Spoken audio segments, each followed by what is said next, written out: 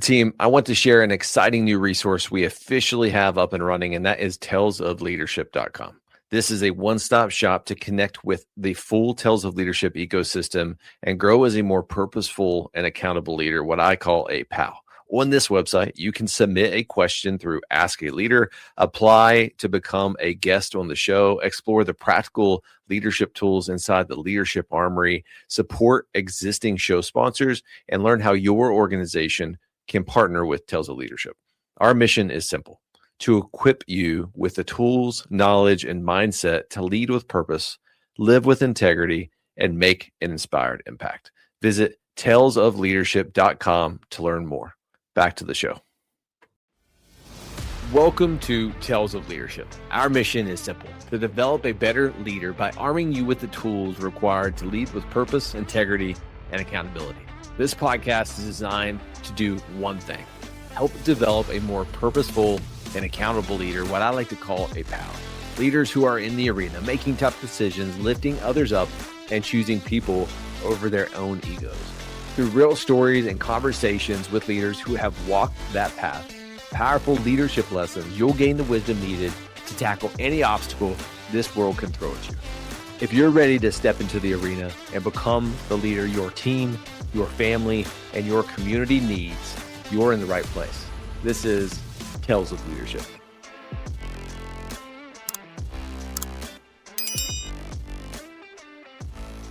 All right, team, welcome back to the Tales of Leadership podcast. I'm your host, Josh McMillion. I am an active duty Army officer and the host of the Tales of Leadership podcast, and I'm on a journey to become the best possible leader that I can, and I plan to do that by bringing on other purposeful and accountable leaders or PALs, or those who lead with intention, integrity, and make an inspired impact in this world. Now, I also plan to go through my self-study as a leader, my leadership habits through my journaling experiences, and share that with you through the lens of my leadership. And as always, it's important to describe our why. And for me, I've seen the cost of poor leadership. I know how it can destroy morale, trust, and in the worst cases, lead to a loss of life, including suicide. And that is why I'm committing my life to helping others lead with purpose. Through Tales of Leadership, I share real stories of actual insights on how to overcome adversity and become the kind of leader people remember for the right reasons. But before we begin, I want to remind you again of some free tools. So you can go to Linktree/Tales of Leadership, and you'll be able to find everything there: the podcast, the leadership articles, the podcasts that I've done, how to connect with me. All of that is there. You can also go to McMillionLeadershipCoaching.com/Tales of Leadership, and you'll be able to find every single one of my podcast episodes, to include additional articles that I have written, including this one, Being All In. And then finally, you can go to talesofleadership.buzzsprout.com. That's my primary podcast hosting platform. And with that one, you can read through the entire transcripts of the podcast episode, which is a new cool feature. And as always, stay to the very end, and I will share with you kind of my final thoughts. But today, we are not bringing on a transformational leader or a purposeful, accountable leader. We're focusing on a specific topic that I have journaled about, and I'm calling this one Be All In. So leadership and life is all about action, being committed to moving the needle forward and understanding the work or sacrifice required to actually achieve results. That is also the burden of leadership. It takes an engaged, purpose-filled leader to create traction. I find myself falling back to a verse from Jeremiah chapter 29, verse 11. For I know the plans I have for you, declared the Lord. Plans for welfare and not for evil, to give you a future and hope. These words are true, but one critical piece is missing that I've learned. And if it's to be, it's up to me, right? No one else is going to help you. And you can hear this time and time and time and time again through all the different self-help books. If you want to achieve results, you need to do the work. No one will do the work for you. You may be in all the right places at the right time and have the right job and or influence, but if you do not have the intentional fortitude to put in the work and achieve results, you're never going to. History has proven time and time again that challenges shape those who are willing to rise to meet them head on. My goal in this article is to inspire you with a very simple framework and provide that intrinsic motivation to go take action, take charge, and be ready when Murphy strikes. To begin the conversation, let's start by naming some challenges that I've faced so we can bring it closer to home throughout my years. And most of you, if you're listening to this podcast, you have went through these exact same trials. I've lived through multiple different conflicts. And heck, I've deployed twice to active combat zones, both Afghanistan and Iraq. I've navigated a global pandemic. I've witnessed economic downturn several times. I've lost loved ones. I've been given challenges that at the time seemed impossible. I remember growing up in rural West Virginia, where I'm from, Nicholas County, West Virginia. If you ever want to find it on a map, find the Monongahela National Forest and say that 3 times fast. And then look for Richwood, West Virginia, and an even smaller town is Fenwick, West Virginia. That's the part of rural West Virginia that I'm from. And I remember having my father working in the coal mines during that time and being laid off countless times. That level of uncertainty weighed heavy on me, especially as a young man. It was hard to kind of grow up in that environment. And to put the cherry on the cake, the high school that I went to school in, Richwood High School in Nicholas County, flooded in 2016, and they have yet to rebuild it. They're starting to do it now, which blows my mind how much money they're spending on a school there, but finally starting to do it. Just to kind of give you an idea, the school that I graduated in 2005, it's no longer there. The kids are going to schools in connexes. So today we stand in the middle of political and social turmoil and division. That is the nature of the pendulum that we live in as a republic. We are actively engaged in a great power competition with near peer countries that pose a very immediate threat to us and our way of life. So here's the key takeaway. Adversity is inevitable, regardless of who you are, but the way we respond to those challenges defines us as the framework I'm trying to help build a purposeful, accountable leader, aka a PAL. Being a military officer in the past 16 years, I pull inspiration from other leaders. One of the greatest that I personally love was General George S. Patton, a man known for his unwavering resolve, has the best quote I've ever heard that fully embodies the essence of what I'm trying to achieve in this article. And a good plan violently executed now is better than a perfect plan next week. I love that quote. And I could use it every single day because it's so true. And it kind of falls back into the Pareto principle too, is that 20% of your work will achieve 80% of your results, or 20% of your people will achieve 80% of your results. It kind of goes back to that, is like, get to a good enough plan, then go violently execute that plan, and don't wait for a perfect plan to arise, because when you're ready, the enemy's already gotten a vote. And we as a country must be daring in our actions. And there's a quote by the SAS, "He who dares wins." I love that. Never hesitate to move the needle when you have the opportunity. In essence, what I'm about to share with you is my mindset, what I love to call the McMillion mindset, a mindset that I've learned through the adversities that have shaped me, regardless of the storms that I've encountered. And here's the first one: have an unreasonable mission. Let's just start off with a simple question. Do you believe your mission on life is important? And do you have an unreasonable mission? So for me, my mission's simple. I want to eliminate toxic leadership. That may seem basic on the surface, but it's a very powerful at the deeper of the why behind it.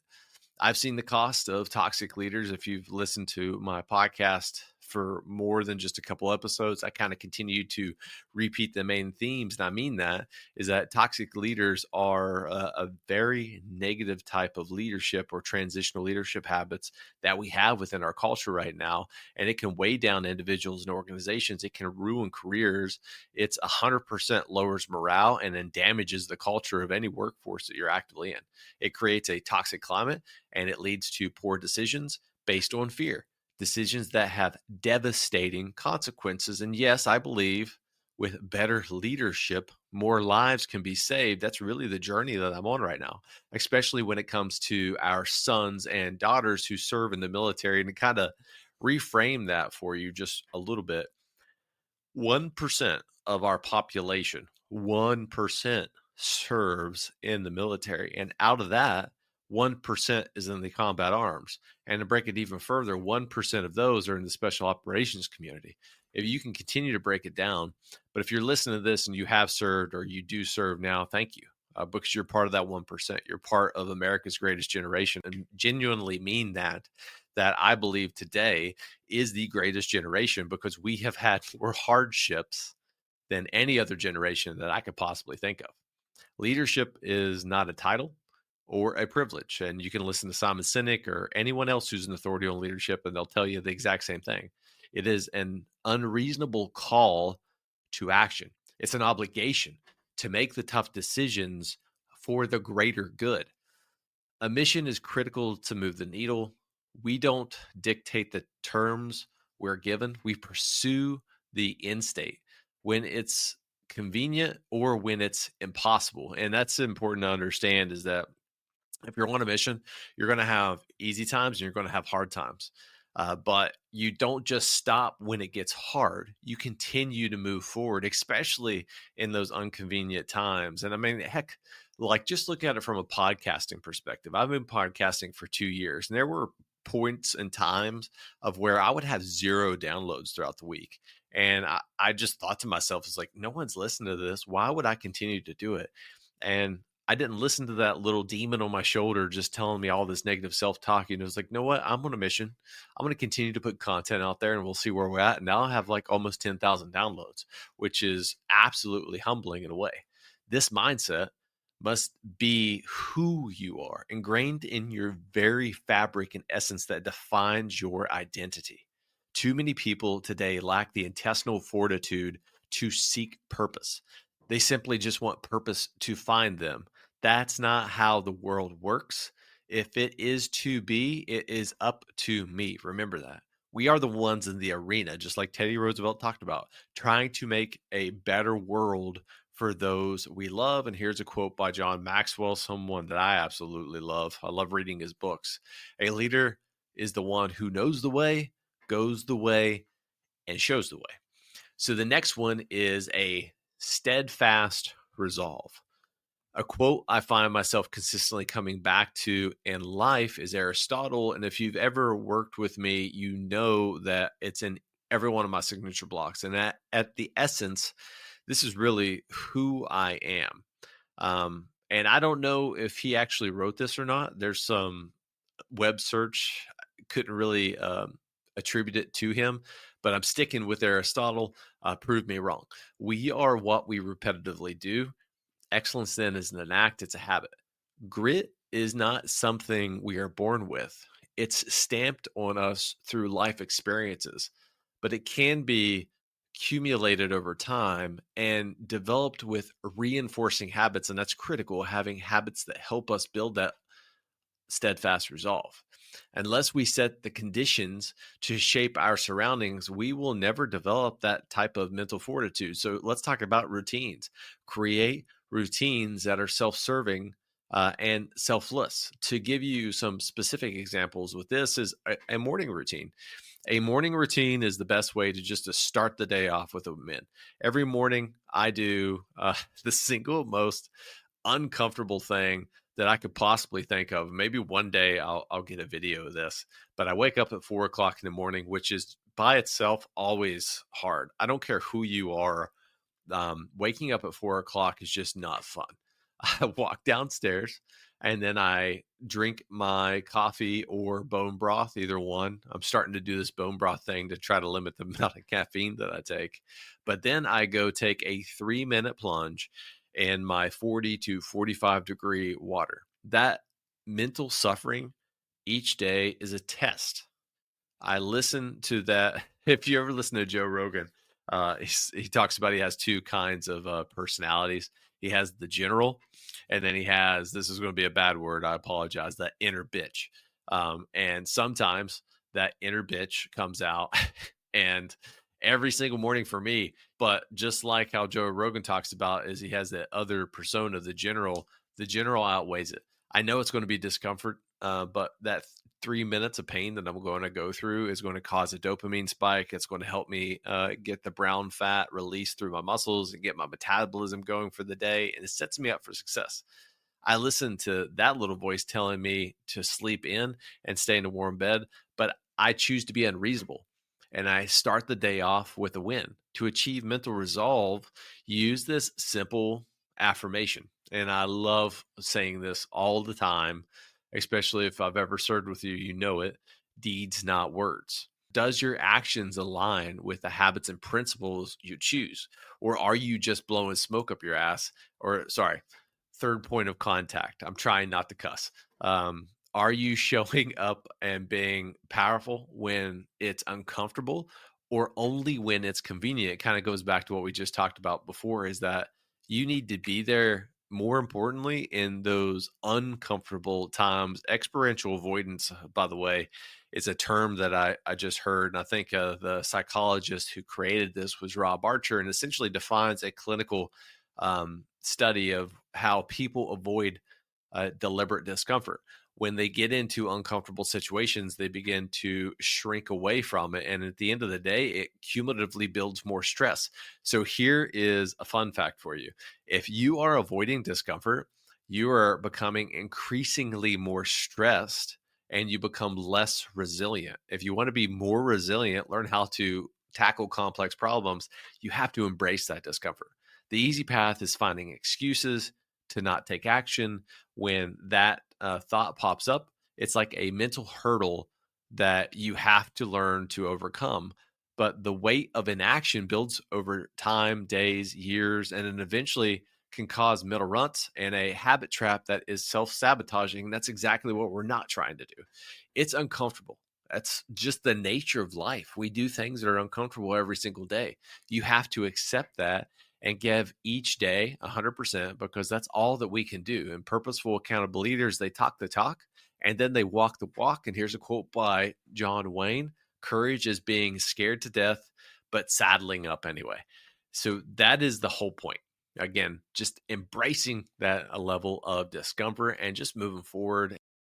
Today's show sponsor comes from 10th Mountain Whiskey and Spirit Company. They are a philanthropic, award-winning craft distillery located in the heart of the Rocky Mountains in Colorado. For being a listener of Tales of Leadership, you get 10% off on any order using the promo code Pando Commando when you place an order at 10thwhiskey.com.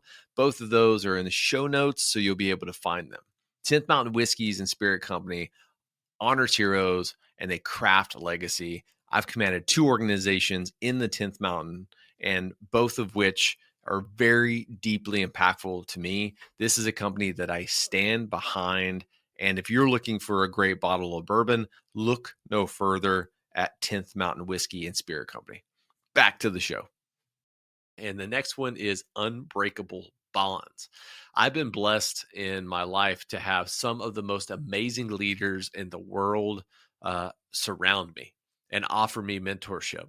And especially when I was a young platoon leader, that was the most influential time of my entire career, because I was so eager to lead in combat. I was given the finest group of non-commissioned officers, the finest warriors this world has to offer. And I genuinely believe that. If I ever had to go back in combat, that would be who I would go back to combat with. I would bet today's warrior culture in the combat arms is the best and most resourceful, and given the chance, most daring that we've ever witnessed. At the core of who I am are the lessons that I learned from those men. those bonds, many of which only lasted a year or two, are timeless to me. I could pick up a conversation with an old soldier like it was yesterday. Why? Because during the time I spent with those men, it was a time where I was all in. We were all in. Not everyone has those bonds in life, and I get it. So, how can you find your accountability partner?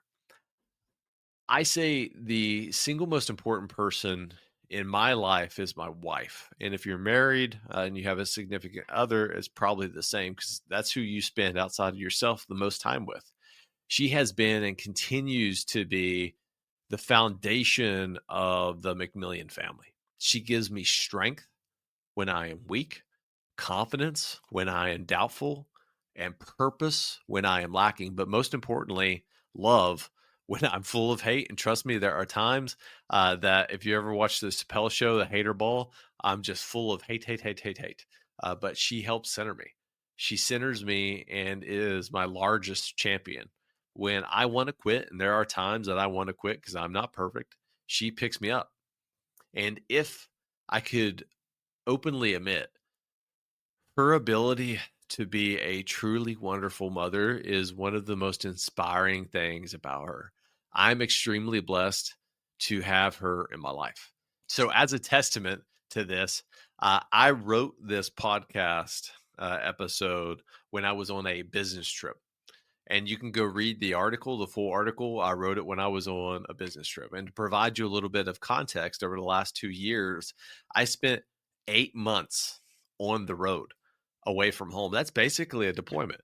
I was gone almost as much as the time I was in Afghanistan, which was 9, almost 10 months. Everyone needs people like this in their life. It doesn't matter how successful or driven you are, eventually you will falter. So here's a powerful question you need to think about. Who will be there to pick you up? Who will stand side by side when challenges come your way? And here's a quote by Phil Jackson. And the Chicago Bulls, let's just talk about the greatest team ever. The GOAT in my mind is always Michael Jordan. I never watched basketball today, but I was an avid basketball fan growing up in rural West Virginia, and the Chicago Bulls were my jam. And I love Phil Jackson.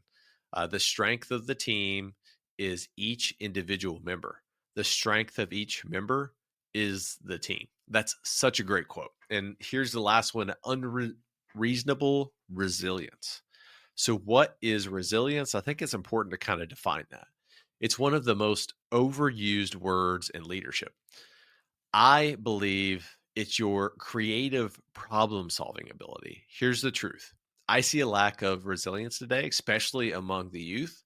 And I believe that's a cause because we're too positive. We have a positive reinforcement culture. And that's a topic that I'm going to tackle in a future article to kind of help really break that kind of thought process down. And if you are never challenged in your life, just think about this, and you're always given a prize, a trophy, or recognition, it doesn't create an incentive to stand out, to actually try, because you know you're going to be recognized or rewarded. Too much positive reinforcement pacifies our ability to find that sixth gear. Growth and resilience are two sides of the same coin. Take my personal story as inspiration. I'm the first person in my immediate family to get a bachelor's degree. Then I went to got a master's degree in systems engineering, which my bachelor's degree is in criminal justice. I didn't do anything with my bachelor's degree. I've won numerous awards.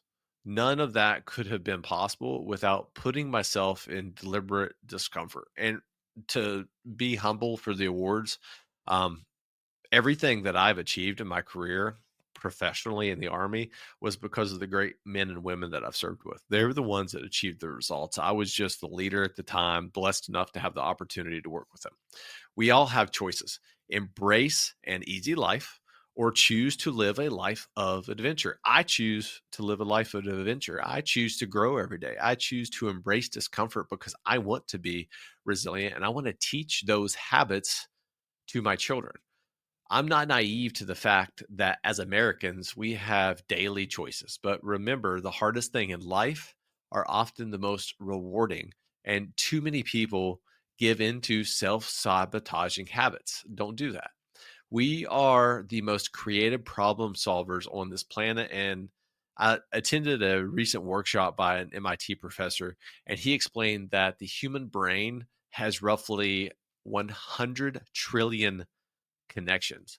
So to frame this, the artificial intelligence, right? Right now, the time of filming this, there are roughly 400 trillion connections that an artificial intelligence has, meaning like brain connective tissues, right? But specifically tied to connection of building a body of knowledge within artificial intelligence, at least as of now. But technology will eventually catch up. It's going to happen. It's inevitable. AI will be smarter than us. But right now, that squishy stuff between your ears is the most powerful tool that you've got, and you need to learn how to use it. And here's a quote by Theodore Roosevelt: do what you can with what you have where you are. Understand you have the tools at your disposal right now to conquer your problems if you have the courage and the intestinal fortitude to just embrace it. The next one is an unlimited potential. I believe we are all created by God with unique strengths and purposes. That purpose isn't always clear. It gets more clear and more focused over time. And I don't shy away from my faith. I'm not trying to push it on you, but I am who I am today because I know God has gifted me with specific abilities, and I'm on a specific course in life, living my purpose through His will. And I understand that, but I'm not trying to push that on you. That's just how I reflected on my journaling experience. As I've said, my mission is to eliminate toxic leadership, and my goal is to reach 1 million lives. That's a pretty lofty goal, in my opinion. By itself, that's daunting. But every day is a chance for me to move the needle and fulfill that promise. Every day, you have the potential to become that person you were created to be. It starts with understanding that simple truth: you have what it takes. It comes down to giving a damn, having the drive and the mental fortitude to break walls, that sledgehammer mindset. I love that concept. Since I was a young infantry officer, I have adopted what I like to call the sledgehammer mindset. So, what's the purpose of a sledgehammer? To be a blunt force to destroy obstacles in its path. The beauty is a sledgehammer may crack, it may dent, it may chip, it may have scratches, but it continues, it persists. I think about the father I want to be to my children, the servant leader I aspire to be for the nation. And all of it comes back to that type of mentality. I'm going to get older. My body will fail, but my mind will not. My resolve will not. I will continue to move forward just like that sledgehammer.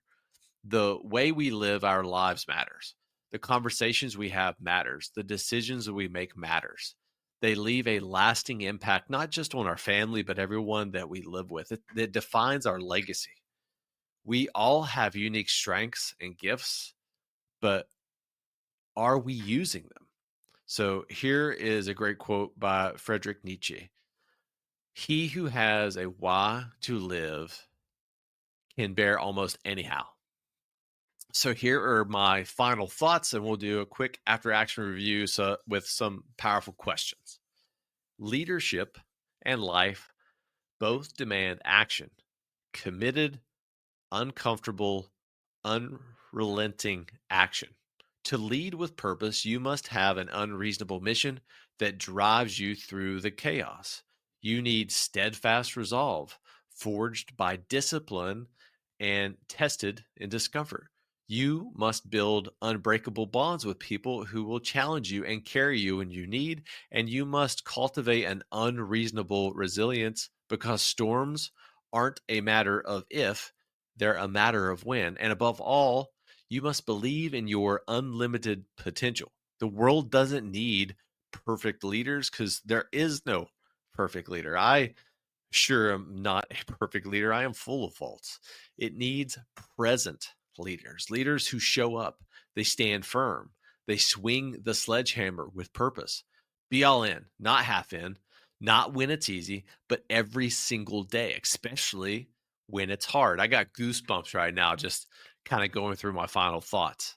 That is the McMillion mindset. That's what it means to be a purposeful, accountable leader. And here are 3 powerful questions that you need to spend some time reflecting on. Am I all in on my mission, or am I holding back when things get uncomfortable? What daily habits am I building to strengthen my resolve, resilience, and relationships? Who in my life holds me accountable? And do I let them speak into my blind spots? And what I mean by blind spots is we all have this dead space. It's invisible to us, but it's extremely invisible to other people. And that's why we need accountability partners to help us uncover those blind spots or those dead spaces. All right, team, do me a favor. I always ask this, but I sincerely mean it. Help me spread the word of my podcast. If you could do these following things, it would bring tremendous value. Number 1, just like, share, and subscribe to this podcast wherever you're listening. Leave a review, send me feedback. I love hearing feedback, and you can reach me on multiple different social media platforms. And that follows the next one. Go follow me on social media. You can find me at Tales of Leadership on almost any single social media platform. If you want to support the show, you can do that by becoming a show sponsor or simply donating at talesofleadership.buzzsprout.com, and all proceeds are going to be going back into this show. And eventually I'm going to be focusing on some nonprofit work that gives back to the veteran community. But as always, I am your host, Josh McMillion, saying every day's a gift. Don't waste yours. I'll see you next time.